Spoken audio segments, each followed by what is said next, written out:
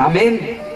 एक जवान लड़के के बारे में हम देखेंगे, हम पढ़ेंगे इसको मत्ती के किताब 19वां अध्याय वचन 16 से लेकर 22 में पढ़ते हैं, मरकुस 10वां अध्याय 17 से लेकर 22, लूका की किताब आई थिंक 18वां अध्याय या फिर 11वां अध्याय 18 से 23। मेरा थोड़ा सा यहाँ पर मार्किंग थोड़ा ये हो गया है, मैं बता देता हूँ आपको। हाँ, 18वां अध्याय 18 से 23, ये तीनों अध्यायों में हम एक जवान रूलर के बारे में बात करते हैं। पढ़ा है आपने ना इसके बारे में?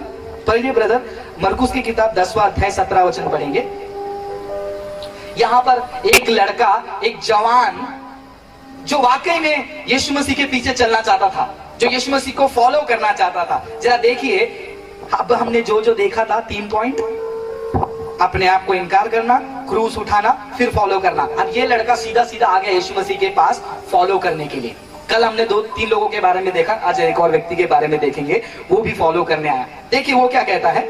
जब वहां से निकलकर मार्ग में जा रहा था तो एक मनुष्य उसके पास दौड़ता हुआ आया। एक मनुष्य दौड़ता हुआ उसके पास आया और उसके आगे घुटने टेक कर उससे पूछा, उसने आगे घुटने टेक कर पूछा, हे उत्तम गुरु, हे उत्तम गुरु। अब ये समझ लीजिए, एक रोम का व्यक्ति एक यहूदी को उत्तम गुरु नहीं कहता है, ये कभी नहीं कहता है। तो इससे साबित होता है ये एक यहूदी लड़का है। आगे, हे उत्तम गुरु, हे उत्तम गुरु, अनंत जीवन का अधिकारी होने के लिए, अनंत काल के जीवन के अधिकारी होने के लिए मैं क्या करूं? मैं क्या करूं? सवाल अच्छा था, कोई प्रॉब्लम था क्या सवाल में? सवाल में कोई प्रॉब्लम था क्या? अनंत जीवन पाने के लिए मैं क्या करूं? प्रॉब्लम था क्या सवाल में? नहीं था ना। बहुत बड़ा प्रॉब्लम था वो सवाल में। उस सवाल में क्या प्रॉब्लम है, सॉल्यूशन देने से पहले सवाल में क्या गलती थी, यीशु मसीह ने उस गलती को दिखाया। कंटिन्यू कीजिए आगे। यीशु ने उससे कहा, तू मुझे उत्तम क्यों कहता है? एक मिनट भाई साहब, आप मुझे उत्तम क्यों कहते हो? पहली बात, क्योंकि आगे, कोई उत्तम नहीं, कोई भी उत्तम नहीं है, केवल एक अर्थात परमेश्वर। एक अर्थात परमेश्वर है। कुछ मुसलमान कहते हैं कि सामने सामने यीशु मसीह ने खुद कहा मैं उत्तम नहीं हूँ, सिर्फ खुदा उत्तम है, तो यीशु मसीह खुदा नहीं है। लेकिन यीशु मसीह उसके सवाल में एक घटी को दिखा रहे हैं कि भाई तुम मेरे पास आकर ये कह रहे हो कि तुम उत्तम हो, तो क्या तुम ये बात को भी मानते हो जो उत्तम खुदा है वो खुदा मैं हूं? उस जवान को पता भी नहीं था वो किससे बात कर रहा है और जाकर अनंत काल के जीवन के बारे में मांग रहा है। उसको ये नहीं पता कि वो खुदा है, अनंत काल का जीवन वो दे सकता है। लेकिन इसने क्या सोचा, ये गुरु है, अनंत काल की जीवन की शिक्षा दे सकता है। लेकिन वाकई में वो किससे बात कर रहा है? अनंत काल को डायरेक्टली देने वाले के पास। इसलिए यीशु ने पूछा तू मुझे उत्तम क्यों बोलता है? उत्तम तो केवल खुदा है। तो इनडायरेक्टली यीशु मसीह ने उसको ये पूछा, तो क्या तुम मानते हो कि मैं खुदा हूं? ये जवान का जो प्रॉब्लम है आज बहुत सारे मसीहों के जीवन में, वो लोग आते हैं यीशु मसीह के पास, प्रार्थना करते हैं, विनती करते हैं, अनंत काल का जीवन भी मांगते हैं, लेकिन ये पता नहीं होता है वाकई में वो यीशु है कौन। बहुत सारे लोगों के नजर में, बहुत सारे फॉलोअर्स के नजर में, डिसाइपल नहीं, उनके नजर में यीशु क्या है मैं बताऊं? मुझे बहुत दर्द होता है जब यीशु को ये नाम दिया जाता है, डॉक्टर जीसस। सुना आपने? लोग बोलते हैं doctor Jesus. No, he is not a doctor. He is my savior. वो मेरा उद्धार करता है, बट लोगों ने उसको क्या करके लिमिट कर दिया? Doctor Jesus. आज बहुत सारे मसीह यीशु को कैसा पहचानते हैं? चंगा करने वाला, आशीष करने वाला, हीलर, ब्लेसिंग करने वाला। लेकिन बहुत सारे लोग उसको क्या नहीं देखते हैं? प्रॉपर उद्धार करता नहीं देख पाते हैं। इसीलिए अगर उन्होंने यीशु मसीह को प्रॉपरली उद्धार करता देखा होता तो क्या कर लेते?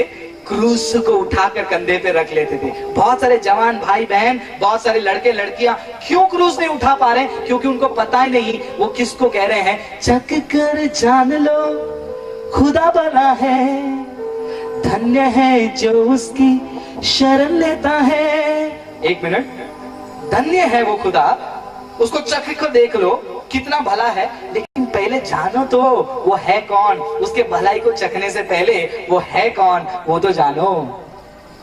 आमीन। समझ में आ रहा आपको मैं क्या बोलने की कोशिश कर रहा हूँ? आगे पढ़िए ब्रदर, आगे यीशु मसीह ने क्या कहा? तू आज्ञाओं को तो जानता है। हाँ, तू आज्ञा को तो जानता है।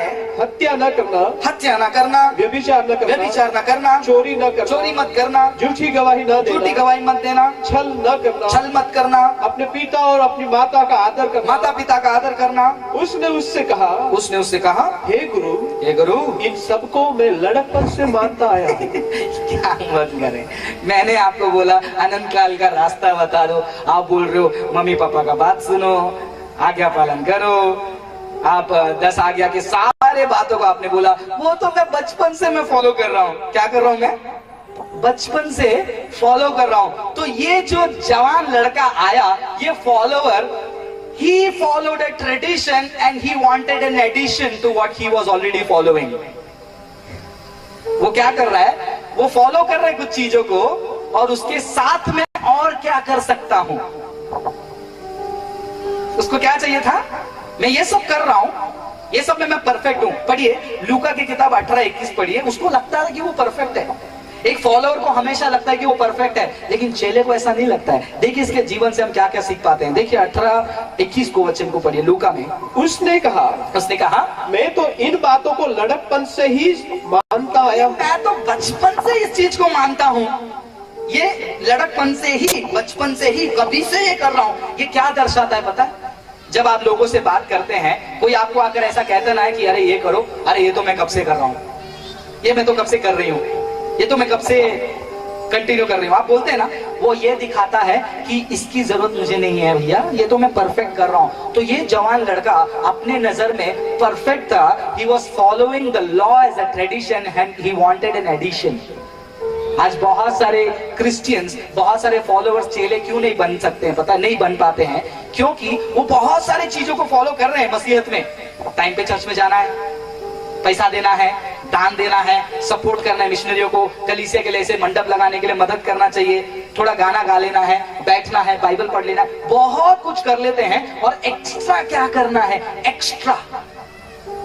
और ये जवान लड़का को भी एक्स्ट्रा चाहिए था। आगे पढ़िए क्या हुआ उसी मत्ती की किताब में।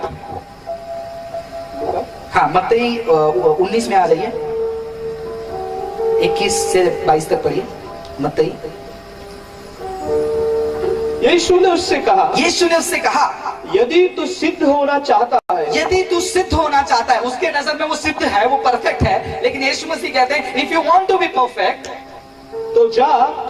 पॉइंट नंबर ध्यान से सुनिए, तो जा, अपना माल बेचकर कंगालों को दे। अपना माल बेचकर क्या कर दे? कंगालों को दे दे। यीशु मसीह उससे क्या एक्सपेक्ट कर रहे हैं पता है? क्या चाहते हैं उससे यीशु मसीह? उससे खुद को चढ़ा दे तो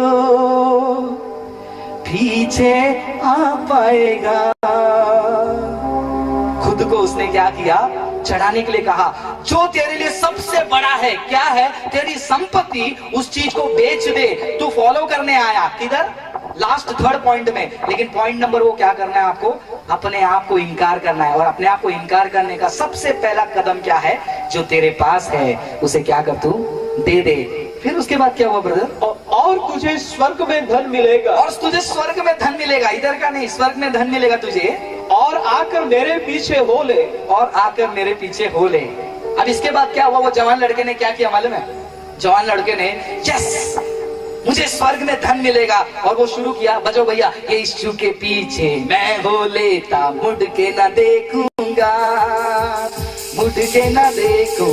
इतना फास्ट मत बजाओ, स्लो बजाओ, मैं थोड़ा स्लो गाड़ी में। तो वो यीशु के पीछे मैं बोले चलता करके दौड़ कर यीशु के पीछे जाकर और एक मिशनरी बनकर अपने जान को दे दिया। बराबर नहीं ना? क्या हुआ उसके साथ? देखिए वचन पढ़िए। परंतु वह जवान यह बात सुनकर उदास होकर चला गया। अब उसका चेहरा देखो, मेरा चेहरा देखो। पहला उसका चेहरा ऐसा था, अच्छी गुरु, गुड टीचर, मुझे बताओ ना स्वर्ग जाने के लिए और क्या करना पड़ेगा? यीशु ने बोला ये सब करना पड़ेगा। अरे ये तो मैं कर रहा हूँ, फिर ये सब करो। अच्छा पढ़ो। परंतु वह जवान यह बात सुन उदास होकर चला गया। ये सुनकर उसका मुंह उतर गया, क्योंकि वह बहुत धनी था। उदास हुआ और चला गया। फॉलो करने आया था लेकिन उदास हुआ, चला गया। क्योंकि 2 चीज यीशु मसीह ने उसको करने को कहा। अपने आप को इनकार करो क्रूस उठाओ। क्रूस उठाना मतलब त्यागना। वो त्याग नहीं पाया, एक धन को त्याग नहीं पाया और चला यीशु के पीछे।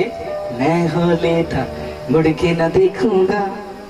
जरा सोचिए मेरे प्रिय भाई बहनों, आपका जीवन में आप किस स्टेज में पड़े हैं। जो डिसाइपल है वो अपने आप को डिनाई करके, अपने आप को इनकार करके क्रूस उठाने के लिए और यीशु के पीछे चलने के लिए आया है। जैसा ये जवान लड़का आया, बहुत सारे मसीह आज यीशु मसीह के पीछे आना चाहते हैं, लेकिन जब बारी आती है खुद को इनकार करने और क्रूस उठाने के लिए, वो पीछे हट जाते हैं। अलग अलग तरीके से क्रूस लोगों के जीवन में आती है, लोग सोचते हैं, लेकिन क्रूस ये है, आप परमेश्वर के राज्य के लिए क्या कर रहे हो।